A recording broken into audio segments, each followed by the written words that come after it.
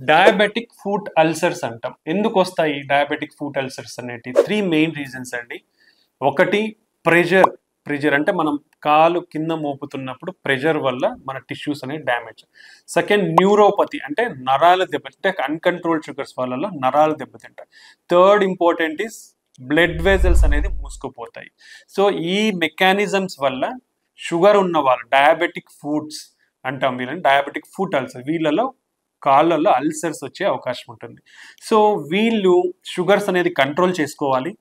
Next any blockages అంటే మన కాళ్ళల్లో రక్తనాళాలు అనేది మూసుకపోతే బ్లడ్ వాస్కులారిటీ అనేది తగ్గిపోయి కాలికి అల్సర్ అనేది సరిగా హీల్ అవ్వదు. ఇది గుర్తుపెట్టుకోండి. సో మీకు ఆ అల్సర్స్ అనేది ఫాస్ట్గా హీల్ అవ్వాలంటే ఏవైతే బ్లడ్ వెజల్స్ అనేది బ్లాక్స్ ఉంటాయో దాన్ని ఓపెన్ చేయాలి. దాన్ని బెలూనింగ్ ద్వారా ఓపెన్ చేస్తాం. బెలూన్ యాంజియోప్లాస్టీ అంటాము. బెలూనింగ్ ద్వారా దాన్ని ఓపెన్ చేస్తే మీ ఫుట్ అల్సర్స్ అనేది కూడా ఓపెన్ అవుతాయి. So it's a very simple treatment.